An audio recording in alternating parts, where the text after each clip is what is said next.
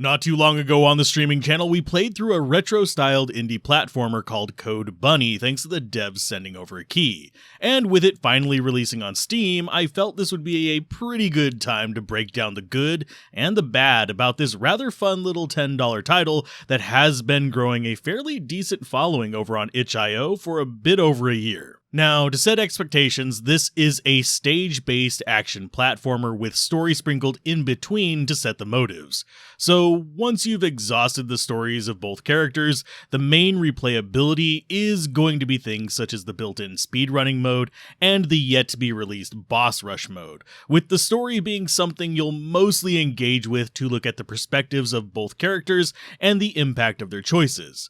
I should also note that the footage that I'm using is from the 1.2 release, but most of it still holds true in the 1.3 version as well. With this type of game, the obvious focus of the review is going to be on the characters, their movesets, and the level design, since that is the replayability and the majority of your interactions.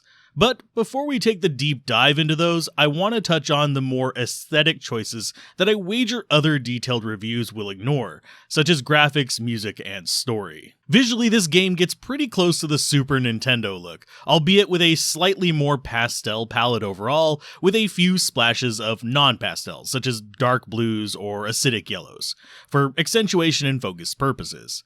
This is a challenging palette to work with, so I have to give them credit for keeping the characters and moves still easily readable, especially whenever it comes to the boss fights, where positioning and keeping track of all the moving objects is vitally important. That's not to say they're perfectly executed, but most of the gripe areas I have were in low-stress areas where misreading a background versus foreground object won't cause much trouble. The audio is of similar quality and gets even closer to Super Nintendo, often sitting somewhere between Mega Man X and Super Castlevania 4. And though I personally prefer Genesis chiptunes over SNES, these are still really clean and work well with the choice of sound effects, and they are something I could totally see being remixed by folks over on OC Remix someday. Also, despite a lot of the audio looping, as is normal in the genre, the only time it ever got repetitive to me was when I was derping against one specific boss. Now, the story I would probably say is good for the genre. It's better than most platformers, though not quite as strong as a full-blown RPG. Basically, it does a good job of explaining the world, foreshadowing upcoming events, and giving you a good idea of the characters and even the reasons behind going to each location and fighting certain bosses. Not to mention giving you the ability to gather other small details to make both the player characters and the NPCs more well-rounded. The twist was somewhat predictable, even though the who of it was a little less expected. And while there were cheesy moments, it felt very intentional. It's also somewhat important to note that both the playable characters have overlap in the story too. So you'll have some of the story beats repeat, showing different perspectives on the same issue, with divergences for each character's unique motivations, twists, and stages that set their playthrough apart from the others. And overall, it feels like the intended order is Axel first and then Hazel, since Axel is generally easier and has the more mainline feeling story, while Hazel has a few more twists and is slightly more difficult to play, even though she feels like she has the potential to be the faster of the two. And even though I played them in the reverse order of what I just recommended, I was still able to beat both stories over the course of one stream, and did enjoy it enough to play a couple more hours of the speedrun mode off-stream afterwards. Generally speaking, even without the speedrun mode, I would say this has about as much total content as, well, the aforementioned titles like Mega Man X or Super Castlevania 4. And I wager speedruns of it will be comparably short, even if your first couple playthroughs will fit a good day's worth of gaming in. Now, for the more technical end of things, the characters are fairly different, with Axel being easier to play thanks to his movement being far easier to cheese and being less timing reliant with shields and a spin-to-win mechanic, while Hazel is much more active in her playstyle with parries, teleports, and range, but far less durability. This generally ends up in different strategies being used for each level and boss fight, so much so that the only thing you really get to retain between the characters is knowledge of the patterns, since the skills you use are so drastically different. As far as the level designs proper, the first 3 levels of each playthrough are the same, and are fairly standard platformer fare, with Luminous City being your more detailed, developed tutorial level with an easy boss as the capstone, the next level, which is Forests of Murog, ramping up the difficulty slightly and introducing puzzle mechanics to the boss fight with bullet deflection. And both of these introduction levels are simple enough on both Axel or Hazel. The third shared level was oddly one of the few levels I found to be more fun on Hazel, since her movement tech made the greater verticality of the level as well as the boss combat feel much more interesting, while Axel mostly just walked through it in much the same way as he did on the first 2 levels, and he did his spin to win while ignoring the fun mechanics of the boss. After that level, though, we see not only divergence in the playstyles, but actual levels and story, with Hazel again getting the more fun level for me with Lagos Hyperbolics, which, frankly, discussing in too much detail would be a massive spoiler, but it does involve both an interesting bit of backstory for the character, an interesting bit of character progression, as well as a lot of teleport-based movement that really shows off her playstyle. For his 4th level, Axel, however, gets Underpass, and it uses a sadly single situation rail skating mechanic that is fairly fun, but unlike Hazel's teleport functionality, just does not get used again, so it doesn't feel nearly as impactful.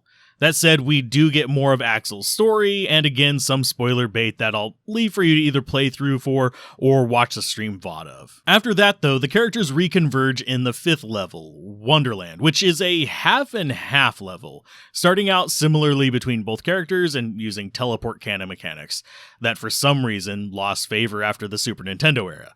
Likely because it's a pain to get right, and while Code Bunny gets it mostly right, some of the momentum and movement between teleporting and hat cannon shot can feel a bit off, and I did get frustrated at a couple of the jumps not feeling as fluid as they could.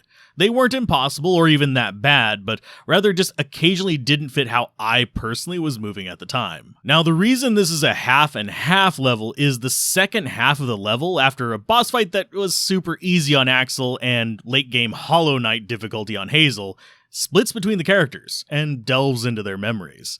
There is a boss fight in here, and it's different for each character, neither of which is very hard at this point since it is a repeat of a past boss for each of them, just different ones. This also does more to reveal about the characters, much like each of their 4th levels. After this deviation, both of them are sent to the final convergence of the stories, the Iliaster Core, which I'm not sure if I'm pronouncing it correctly. This seafoam green monstrosity is actually the only level I didn't like that much, which is a shame because most of the level is actually pretty good, and it even uses its screen wrapping mechanics in a proper boss fight that can be a ton of fun, or comically cheesed if you want to, depending on your preference. My main problem with this level is after the boss fight: instant death platforms. Now, normally I don't mind these too much, but much like in Alwa's Awakening, there's sometimes a bad use of them. In Alwa's, it was them being on every damn wall with near pixel perfect jumps being needed. In Code Bunny, my gripe is that it often felt like I was blind jumping into them, with one segment even being a bit of a nightmare that reminded me of Ninja Gaiden's birds knocking me into the red. This also wouldn't have been too bad, but the checkpoint for this level is located before the boss fight. So even though you don't have to fight it again, the walk of shame on these blind jumps was painful and generally a negative feeling to me. So basically, Iliaster's Core's second half somewhat ruined it for an exceptional first half. Though even then, I'd still just give it a C. It's not a horrible level, it's just not as good as the rest. It just felt like the weakest level to me, and it does fit the fact that it is the lead up to the final boss, which some people will love and others might hate. This is because, much like the Wonderland boss, the final boss here feels much more akin to something you'd fight in Hollow Knight, with attack patterns, movement tech, puzzles to solve, etc. And as is usual, it is easier to cheese on Axel than it is on Hazel, but Hazel weirdly felt more fulfilling to beat it on, since she has a much more dynamic playstyle and left me wanting to go play Hollow Knight afterwards. Now, the endings for both characters are somewhat cheesy but good, and they fit the mood of the game up to this point, taking itself serious enough to tell a story, but still willing to poke fun at itself.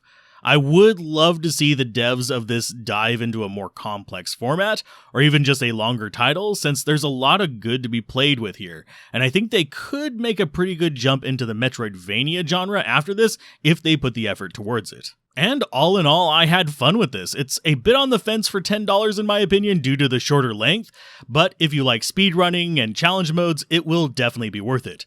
If all you want is a story, I'd probably grab it while on sale to really get your money's worth, but either way, I don't think you'll regret spending your time on it if you enjoy the genre.